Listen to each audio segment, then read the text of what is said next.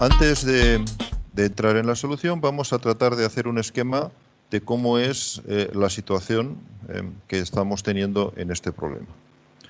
Vamos a pintar, como hemos hecho ya muchas veces, pues aquí tenemos el teléfono o el dispositivo que esté haciendo la emisión de los datos, y aquí vamos a tener el dispositivo que esté recibiendo los datos. Lo voy a pintar primero desde el punto de vista, digamos, estrictamente digital. Este dispositivo va a estar tomando muestras de sonido cada cierto tiempo. Este es el tiempo, los momentos en los que el dispositivo toma muestras de sonido. Por lo tanto, estas muestras de sonido van a estar separadas por un tiempo que va a ser el periodo de muestreo o el tiempo de muestreo. El tiempo entre dos muestras cualesquiera. Cada uno de estos paquetes se van a enviar hasta el receptor. Pero en realidad, perdón, esto último lo he contado mal, no vamos a enviar directamente un paquete en cuanto tenemos una muestra, sino que vamos a coger un grupo de muestras que sean todas las que me caben en un paquete. En un paquete RTP, porque lo voy a enviar sobre RTP, como ya he dicho. En el momento en que todas las muestras para el paquete están listas, o sea, en este caso, pues por ejemplo aquí, imaginaos que esta es la primera muestra y esta de aquí es la última, pues en ese momento tengo el paquete listo. Hemos dicho que aquí van 160 muestras, lo dice el enunciado. Por lo tanto, tendremos 160 de estos circulitos que tenemos aquí, y en este momento es cuando el paquete se envía hasta el destino. Y aquí las tengo disponibles para podérselas dar ya a la aplicación y que probablemente las envíe al altavoz o donde las tenga que enviar. Todo este tiempo que veis aquí, por lo tanto, va a ser el tiempo que va a ir en un paquete. Este tiempo, las muestras de audio correspondientes con este tiempo, va a ser el tiempo de un paquete o la cantidad de tiempo de audio que estoy enviando en un paquete. Lo que tenemos que calcular es fundamentalmente cuántos datos van en este paquete, y para esto tenemos que calcular el número de muestras que van en el paquete, que ya lo sabemos, 160. Cada cuánto tiempo están las muestras serán relevantes para saber cuánto es TP, cuánto es el tiempo de paquete, y el tamaño de las muestras será relevante para saber cuál es el tamaño de ese paquete RTP, que son dos de las cosas que nos están pidiendo. Para entender un poquito más cómo funciona eso, recordemos también cómo van a ir los paquetes por la red. Yo voy a tener un paquete RTP. El paquete RTP va a tener las cabeceras de RTP y los datos. Los datos son todas estas muestras que estoy tomando. O sea, voy a usar otro color. Todas estas muestras que tenemos aquí van a ir como datos dentro del paquete RTP. Además del paquete RTP, tendré las cabeceras del paquete IP, del paquete UDP, porque para el paquete UDP en el que va metido RTP, sus datos son el paquete RTP. Entonces, estos serían los datos a nivel de UDP. Y a nivel de IP, tendré las cabeceras de IP y de nuevo los datos a nivel de IP. Claro, cuando lo miro el paquete a nivel de IP, sus datos son el paquete UDP completo, con su cabecera y sus datos. Y cuando miro el paquete UDP, los datos de ese paquete UDP son el paquete RTP completo. Y cuando miro el paquete RTP, sus datos son las 160 muestras que he recogido de arriba. Por lo tanto, esta sería la pila de protocolos que tengo para esta transmisión. Voy a enviar paquetes IP que dentro tienen UDP, que dentro tienen RTP, que dentro tienen las muestras de datos.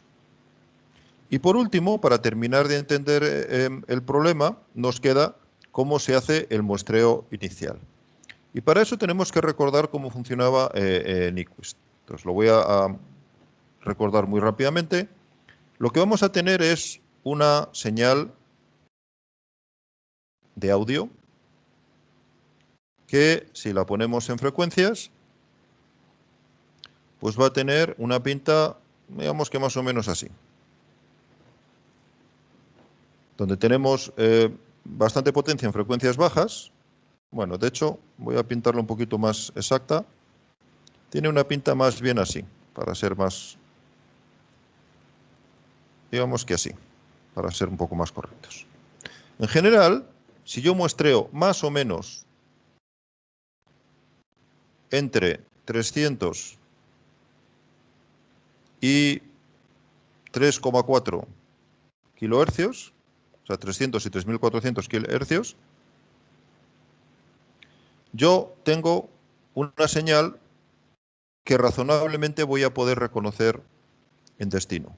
En otras palabras, si consigo transmitir esta señal tal como la tengo aquí, y recordar que esto es el dominio de la frecuencia, estoy viendo aquí la transformada de la señal, por lo tanto, esto que estoy poniendo aquí es la frecuencia de la señal, y esto que estoy poniendo aquí es, por ejemplo, la potencia de la señal. Si yo consigo recuperar esta señal en destino yo consigo recuperar esta parte de la señal, la que he puesto aquí, así, esta sería la misma señal en principio si todo va bien, pues el oído razonablemente va a poder entender esa señal. Esto es porque nuestro cerebro, cuando está interpretando señal vocal, o sea, palabras, lenguaje hablado, se centra fundamentalmente en esa zona de frecuencias entre 300 y 3,4 kilohercios. Entonces, nuestro trabajo como ingenieros va a ser asegurarnos de que esta parte de la señal llega bien a destino. Y ahí es donde interviene Nyquist. Nyquist nos dice que para muestrear una señal cualquiera, voy a necesitar tomar muestras a una frecuencia que sea el doble del ancho de banda de la señal que quiero transmitir. En el enunciado del problema dije que para simplificar íbamos a suponer no que teníamos de 300 a 3,4 kHz, sino vamos a suponer que queremos transmitir la señal desde 0 hasta 4 kHz, hasta 4000. Por lo tanto, el ancho de banda de esta señal va a ser 4 kHz o 4000 Hz. A partir de ahí, de una forma bastante simple, nos sale ya cuál es el ancho de banda necesario para transmitir esta señal. Decía que era el doble del ancho de banda, por lo tanto,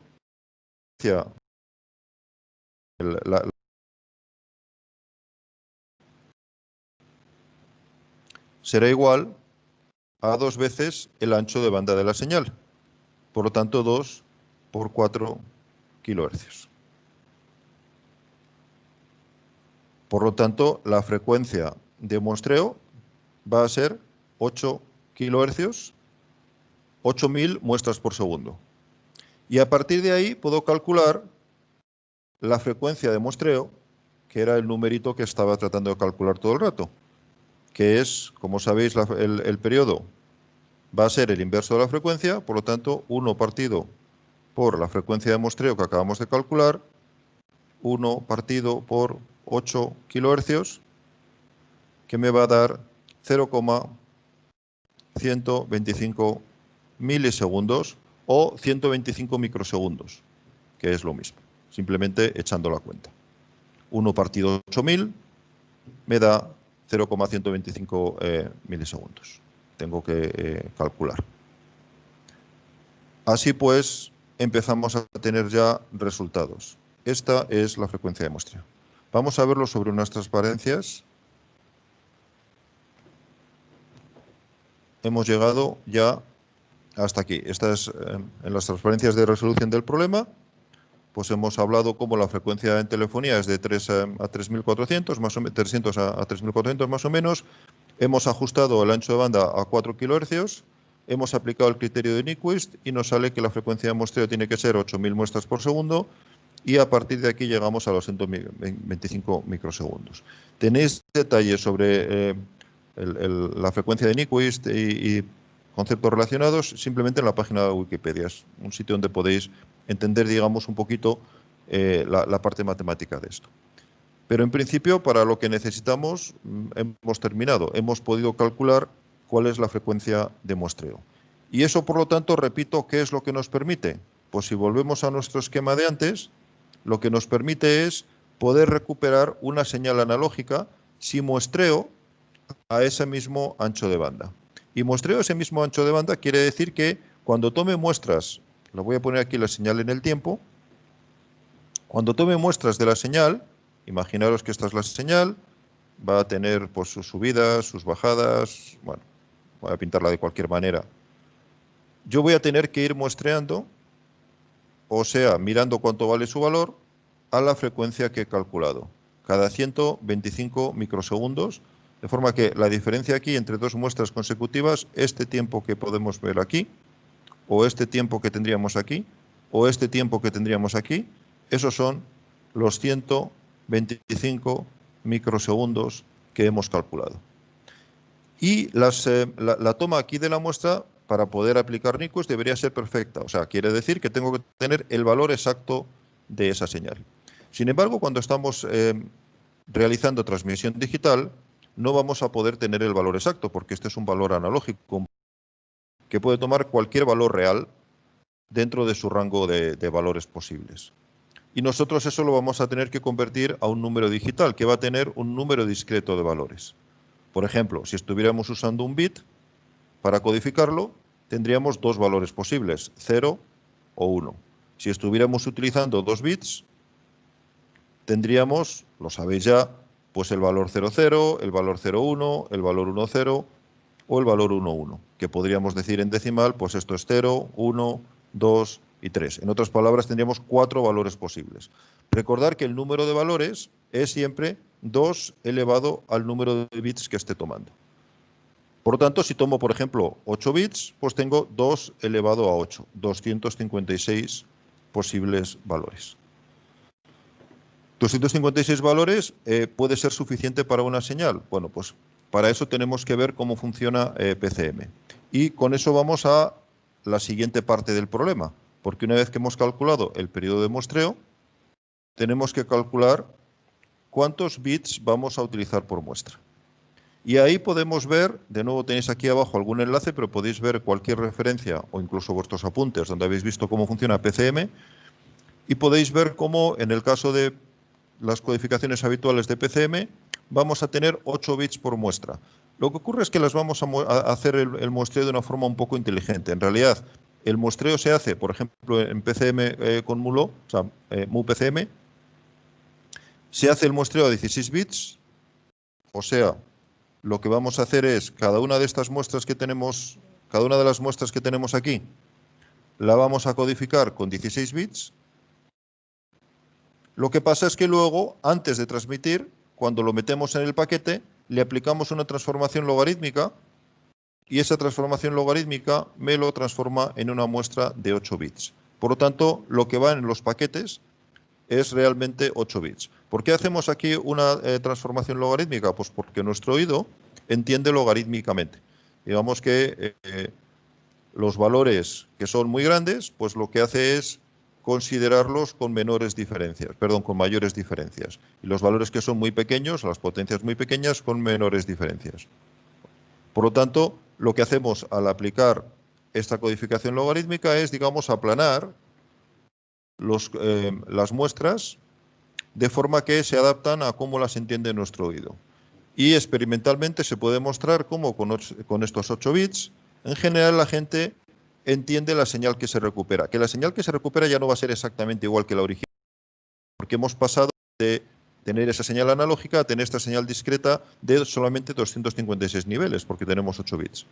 Entonces lo que ocurre es que cuando recuperamos estos 8 bits y volvemos a hacer la transformación inversa, aplicamos el logaritmo inverso para llegar a cada uno de esos 256 escalones, lo transformamos en la potencia correspondiente de 18 bits y después lo transformamos de nuevo en analógico. La señal va a ser parecida a la original, a esta que teníamos y que estábamos tratando de transmitir, pero no exactamente igual, pero lo suficientemente igual como para que el oído en general la reconozca. Por eso también todos, cuando estamos escuchando una conversación telefónica, Normalmente entendemos lo que nos dicen, pero también nos damos cuenta de que nos están hablando por teléfono. Si cerraras los ojos te darías cuenta perfectamente que lo que estás oyendo no está ocurriendo en la realidad, sino que te está llegando por teléfono. O sea, bueno, no están hablando contigo físicamente, porque se ha perdido parte de la señal. Y nuestra cabeza está acostumbrada ya a identificar ese tipo de sonido especial que nos llega, donde se ha perdido una parte de la señal, como sonido telefónico. Y por eso, por ejemplo, también cuando queremos transmitir música por teléfono, pues tenemos problemas porque ahí la parte de la señal que se pierde es importante. Y aunque no sea importante para entendernos hablando, sí es importante cuando quieres percibir los matices de una canción. Bueno, en cualquier caso, volviendo a la transparencia, tenemos que el tamaño de la muestra es de 8 bits, por lo tanto, un byte. Eso quiere decir que cada 125 microsegundos vamos a generar un byte de datos que tenemos que transmitir. Y por lo tanto podemos fácilmente calcular el tiempo que va a ir en un paquete RTP. Os lo vuelvo a poner sobre el esquema que teníamos al principio del todo. Es este TP que tenemos aquí.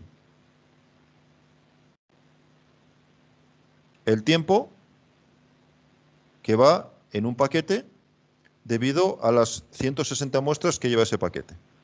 Bueno, pues la cuenta es bien fácil. Os podéis imaginar. Tenemos el periodo de muestreo, que hemos visto que son esos 125 microsegundos, por el número de muestras por paquete, 160. Por lo tanto, 20 milisegundos es el tiempo de audio que va a ir en un paquete de RTP cuando lo codifico con MUPCM de la manera que hemos estado viendo. Y por lo tanto, si pierdo ese paquete, pues tenemos 20 milisegundos de audio que se pierden. Bueno, 20 milisegundos son poquitos, nuestro oído puede que haga un clic, algo ahí raro que... Pero bueno, es lo que estoy perdiendo. Claro, si perdiera, por ejemplo, 5 paquetes seguidos, ya estoy perdiendo una décima de segundo. Si por lo que fuera perdiera 50 paquetes seguidos, perdería un segundo entero de audio. Claro, un segundo ya es una cantidad bastante grande como para que no me dé cuenta. Probablemente me dé cuenta ya con 5 paquetes, una décima de segundo. Bien, continuamos con el problema entonces. Hemos respondido ya al tiempo de señal perdido si queremos el paquete, si se pierde un paquete. Vamos ahora a calcular el tamaño total del paquete UDP. Para calcular el tamaño total del paquete UDP, vuelvo otra vez a pintar. Vamos a ver. Creamos una página nueva. Bueno, a ver, se me ha quedado esto cargando.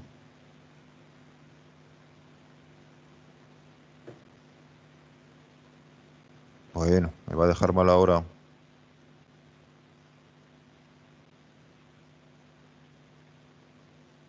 Bueno, ya estamos. Vale. Pues lo que tenemos que hacer es recuperar nuestro esquema de paquetes que ya habíamos visto aquí.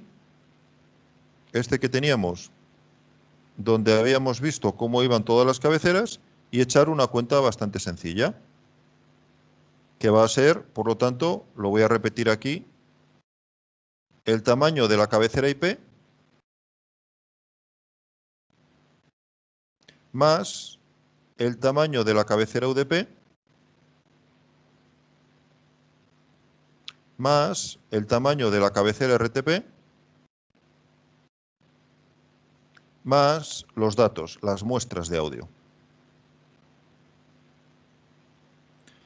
Saber cuánto ocupa recuperar vuestros apuntes, donde podéis ver cómo era una cabecera IP, cómo una cabecera UDP, los apuntes de este año donde vemos cómo es una cabecera RTP. Pero también tenemos un sitio donde podemos ver esto con mucha facilidad, que es directamente en Wireshark. Basta con que carguemos en Wireshark una muestra que tenga paquetes RTP con codificación como la que nos interesa, PCMU. Esta es, por ejemplo, la cabecera Magic Jack Short Call con la que ya hemos trabajado. Tenéis enlazada desde las trazas SIP en el aula de la asignatura. Lo tenéis ya en otros vídeos puesto cómo llegar a esta traza. Y elegís un paquete RTP cualquiera y a partir de ese paquete, bueno, hay varias formas de hacerlo para ver cuál valen las cabeceras, pero por ejemplo podemos ir seleccionando los protocolos que nos interesan. No nos hemos preocupado de cuánto ocupa el paquete Ethernet, porque el enunciado nos pregunta cuál sería el ancho de banda a nivel IP, por lo tanto empezamos en IP. Bueno, pues si picamos ahí, vemos que nos está seleccionando abajo los bytes correspondientes a lo que he seleccionado. Entonces bastaría con contarlos, o también, si queremos, pues podemos venir y ver los bytes del paquete. Y esos bytes del paquete que me ofrece ahí me da ya directamente también la cuenta. Aquí abajo veis, estoy viendo el frame 124, que es de protocolo IP versión 4, y tiene 20 bytes. Ese es el tamaño de la cabecera IP. Además, podríais comprobar, como es normal, que todos los paquetes tienen la misma cabecera, perdón, el mismo tamaño de cabecera. Y podéis recuperar vuestros apuntes de IP para entender por qué es así. Pero en principio podemos ver cómo la cabecera IP para esta transmisión va a ocupar 20 bytes y eso va a ser lo más habitual para cualquier paquete IP de este estilo. Hacemos lo mismo para la cabecera UDP. Y si buscamos de nuevo aquí, le decimos el paquete, buscamos otra vez aquí abajo y nos dice que tenemos ahora 8 bytes. Lo veis aquí. Pues 8 bytes. Más 8, bueno, ya no voy a poner que son bytes. Cabecera RTP, a ver, que me lío, aquí, misma historia, la seleccionamos y vemos los paquetes, los bytes que tiene, y me dice que tiene 172 bytes, pero sabemos que parte de esos 172 bytes son los bytes de muestreo. De hecho, en realidad, como me interesa todo ello, pues puedo poner directamente 172, pero ya sabemos que los de muestra son 160, por lo tanto podemos fácilmente ver que la cabecera, si no he hecho mal las cuentas, pues son 12 bytes, ¿vale? Podemos sumarlo así o así. El resultado al final va a ser el mismo. 28 y 12 y 160, si no he hecho mal la cuenta, son 200 bytes. Por lo tanto, esto va a ser el tamaño de un paquete IP completo con todas sus cabeceras, cabeceras UDP, cabeceras RTP y muestras, y es lo que tenemos calculado también en la transparencia. Es esta primera parte de aquí arriba, donde podéis ver cómo se hace la misma cuenta que acabamos de hacer. A partir de ahí podemos calcular, por otro lado, podemos calcular cuántos paquetes por segundo tenemos. Esa sería la frecuencia de envío de paquetes. Para eso lo que tenemos que calcular es, volvemos otra vez a nuestro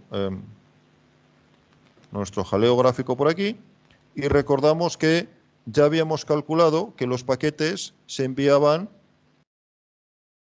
cada 20 milisegundos. Ese era el periodo de envío de los paquetes. Lo teníamos calculado de antes. Bueno, ya no me acuerdo dónde lo teníamos calculado, pero sé que lo hemos calculado. Así que nos lo creemos.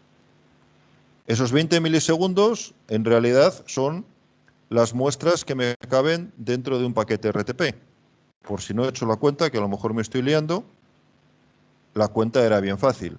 Si sabemos que cada muestra son 125 microsegundos y sabemos que van 160 muestras en un paquete, la multiplicación de los 125 microsegundos por 160 muestras me da 20 milisegundos. Esos 20 milisegundos es el TP que teníamos puesto aquí. Bien.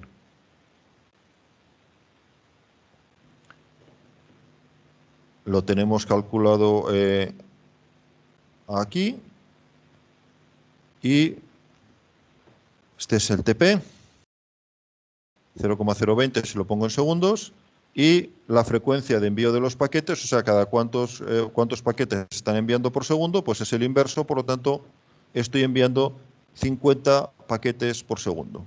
Si envío 50 paquetes por segundo y cada paquete ocupa 200 bytes, pues puedo calcular el ancho de banda necesario en 10 kilobytes por segundo, aproximadamente.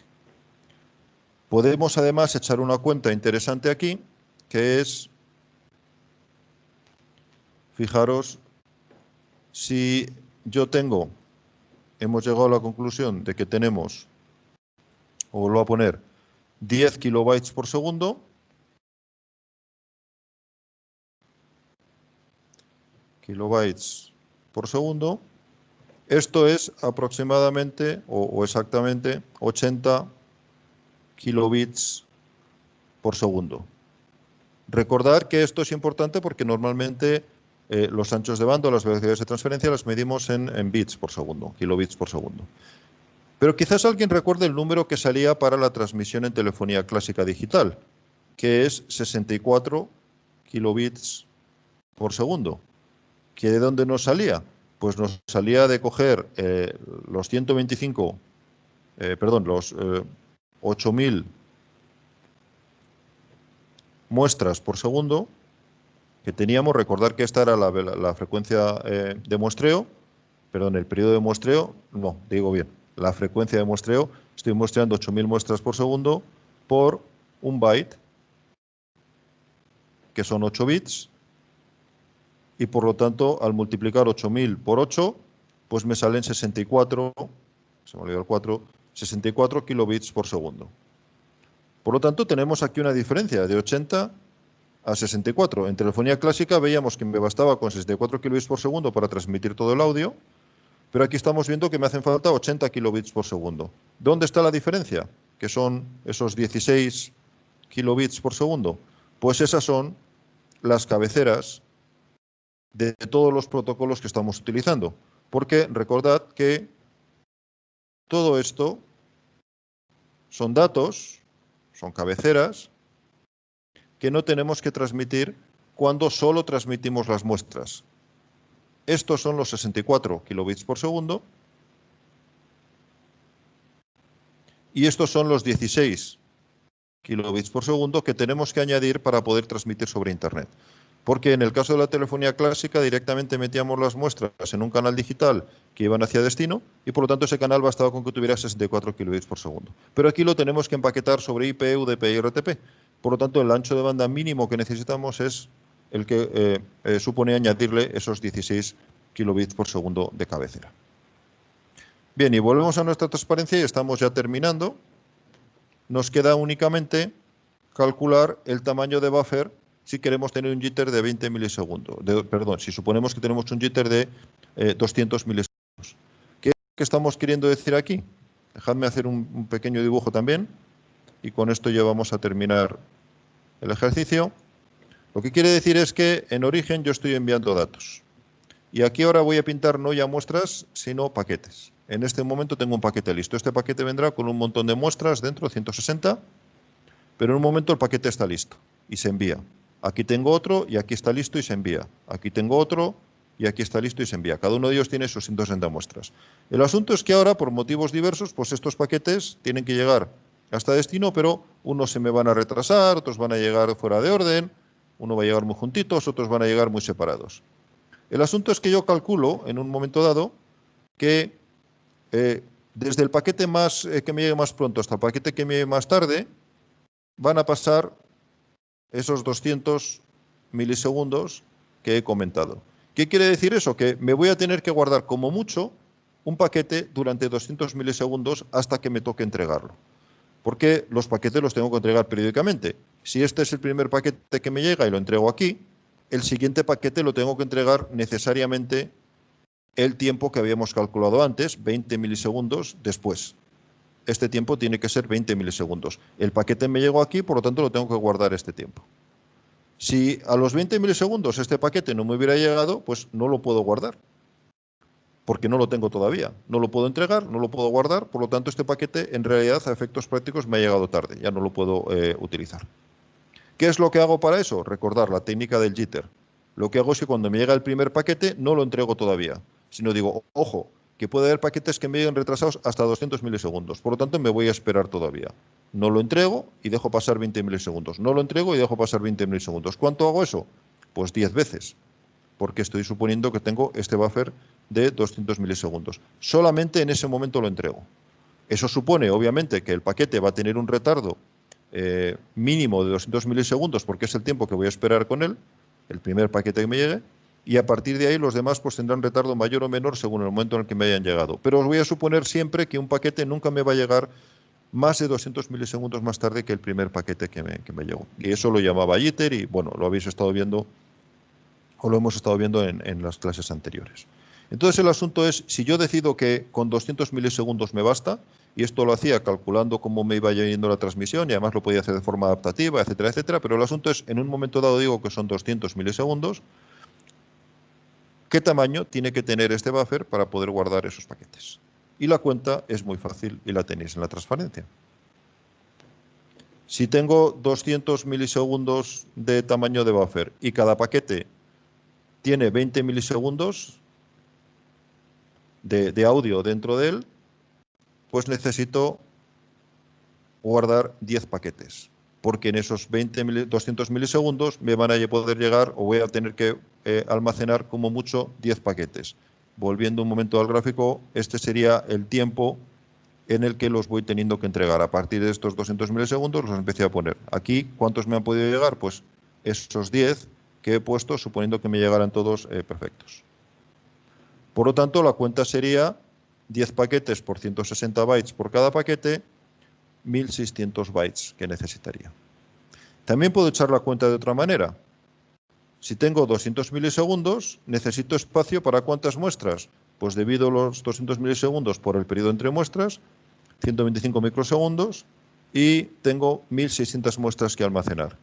Si cada muestra era de un byte, 1600 por un byte, obviamente el mismo resultado. Por lo tanto, ese es el tamaño de buffer, haciendo un cálculo sencillo. Este cálculo se puede hacer de una forma un poco más complicada y me da unos resultados un poco diferentes, pero para lo que estamos viendo hoy nos basta con entender que estaría del orden de 1600 bytes.